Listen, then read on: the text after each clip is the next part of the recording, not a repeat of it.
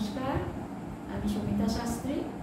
আজকে আপনাদের সঙ্গে এলাম একটুখানি এই বিষয়গুলো নিয়ে তথ্য জানাতে যে মিথুন রাশির 2025 সাল কেমন যাবে।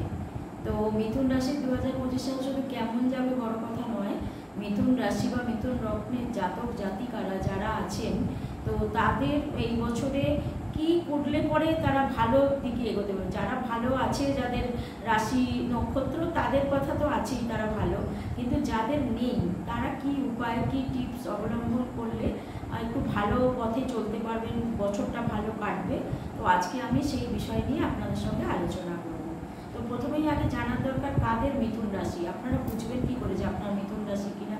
হয়তো অনেকে রাশিচক্র বানিয়েছেন, হরস্কোপ বানিয়েছেন, তারা জানেন। অনেকে আছেন যারা জানেন না যে তার মিথুন রাশি হতে পারে বা তার মিথুন লগ্ন হতে পারে। তা এই কিছু সিমটম আছে যেগুলো দেখলে আপনারা বুঝতে পারবেন যে আপনার মিথুন রাশি হতে পারে, মেবি, আবার নাও হতে পারে। কিন্তু কিছু বিশেষত্ব আছে যেগুলো দেখলে বোঝা যায়। যেমন মিথুন রাশির জাতক জাতিকাদের একটা গুণ হচ্ছে ওদের সিক্স সেন্সটা অনেক বেশি কাজ করে। ওরা ফট করে বুঝে নিতে পারে যে আমাকে কে চাইছে, কেন চাইছে, কি বৃত্তান্ত, একটা মানুষ আমার কাছে কি চাইছে, কেন চাইছে, কি বৃত্তান্ত, সে না বলা সত্ত্বেও এইটা মিথুন রাশি বুঝে নিতে পারে, এর একটা গুণ। দ্বিতীয়ত হচ্ছে মিথুন রাশিকে ছট করে কেউ ঠকাতে পারে না, কারণ মিথুন রাশি যেহেতু এই সিক্স সেন্সটা কাজ করে, যার জন্য ওদেরকে কেউ ঠকাতে আসলে বা কেউ ভুলভাল বোঝালে ওরা কিন্তু বুঝে নেয় এবং ট্রিট ফর ট্যাট ওই ব্যাপারটা ওদের মধ্যে কাজ করে।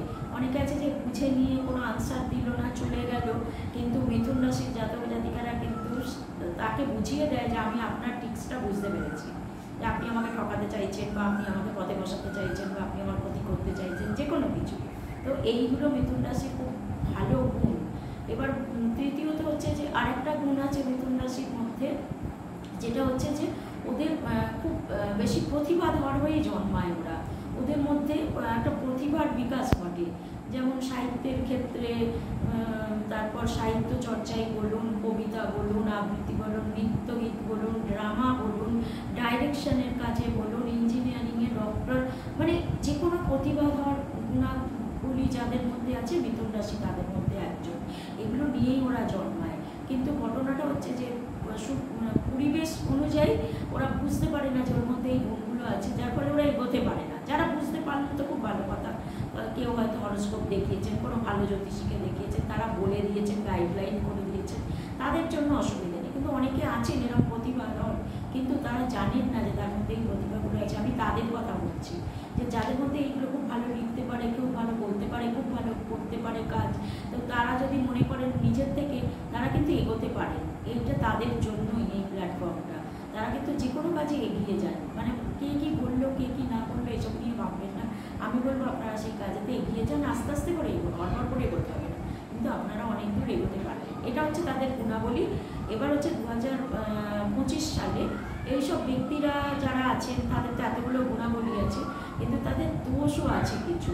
প্রথম কথা হচ্ছে এদের ফার্স্ট দোষ হচ্ছে এরা খুব ইমোশনাল হয়। ইমোশনাল হওয়ার পরে কোনো ভুল ট্র্যাপে পড়ে যায়। ভালো ট্র্যাপে পড়লো, ভালোভাবে কারোর সঙ্গে ভালোবাসা হলো, বিবাহ হলো, এগুলো খুব ভালো কথা। অনেকে আছে যে তারা ভুল ট্র্যাপে পড়ে গেল, কেউ তাকে মোল্ড করছে, কেউ তার কাছ থেকে টাকা পয়সা নিয়ে নিচ্ছে, তাকে ভালোবাসার প্রবণতা দেখিয়ে, কোনো অফিসিয়াল ব্যাপারে কেউ তার কাছ থেকে বলছে তোমাকে ভালো রেজাল্ট করিয়ে দেবো, ভালোভাবে কাজ করিয়ে দেবো, এত লাখ টাকা আমাকে দাও, এরমভাবে ট্র্যাপে করতে পারে। এই জিনিসগুলো হবে। আমি বলছি যে মিথুন রাশির সিক্স সেন্স আছে, ও বুঝতে পারবে সব কথাই, কিন্তু সব সময় তো সে জানে না যে তার সিক্স সেন্সটা আছে, যে বুঝতে পারলো, যে না পারলো। আমি তাদের জন্য বলছি যে আপনাদের কিন্তু এরকম ঘটনা ঘটতে পারে। তো আপনারা সবসময় 2025 সালে অ্যালার্ট থাকবেন। কেউ যদি এরকম ধরনের কিছু টোপ ফেলে আপনাদেরকে, আপনারা কিন্তু এরকম টোপিতে পা দেবেন না। আপনারা ভালো করে বুঝিয়ে শুনে তারপরে বলুন। সে বিবাহ সংক্রান্ত ব্যাপারেই বলুন, কোনো অফিসিয়াল কাজকর্মের ব্যাপারেই বলুন, বা কোনো বিজনেসের ব্যাপারেই। কেউ পার্টনারশিপ বিজনেস আপনার সঙ্গে করতে আসছে, দেখছে আপনি খুব বুদ্ধিমান, আপনার টাকা পয়সা আছে, ভালো, সে বললো আমি আপনার সঙ্গে পার্টনারশিপে বিজনেস করতে চাইছি, আমি আপনাকে অমুক এত একটা উদাহরণ দিচ্ছি, হয়তো আপনাকে আমি 50,000 দিচ্ছি, আপনি 50,000 দেন। এইরকম কোনো পার্টনারশিপ বিজনেসে এই বছরে যাবেন না আপনি। হয়তো অনেক আপনাকে লোক দেখাবে, আপনার হয়তো মনেও হতে পারে যে সে তো আমাকে লজিক্যালি ঠিক কথাই বলছে, কিন্তু আপনি এই বছরটা একটু থেমে যান। এই বছরটা একটুখানি মানে স্টপ রেখে পরের বছর থেকে করুন। এই বছর আপনার এইরকম কিছু প্রবলেম আছে।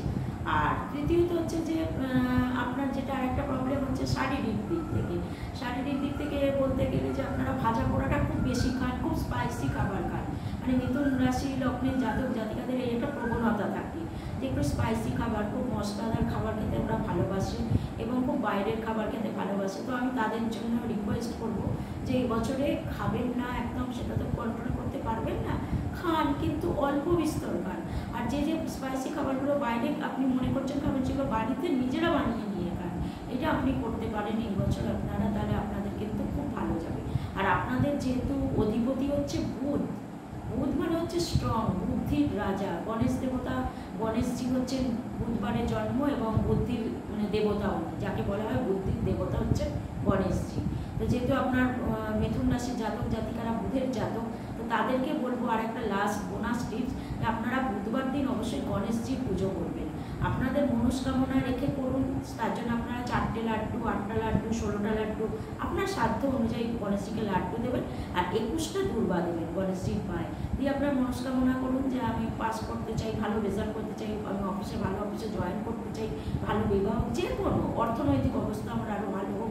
যে কোনোভাবে আপনি গণেশজির কাছে একটা মনস্কামনা রাখুন আর রেখে বলুন যে আমি এই মনস্কামনা পূরণ হলে আপনাকে 8টা লাড্ডু দিয়ে, 25টা লাড্ডু, 40টা লাড্ডু দিয়ে, যত পারবেন আপনি, ভালো রেজাল্ট হলে ভালো বেশি করে দিন না লাড্ডু, অসুবিধা তো কিছু নেই।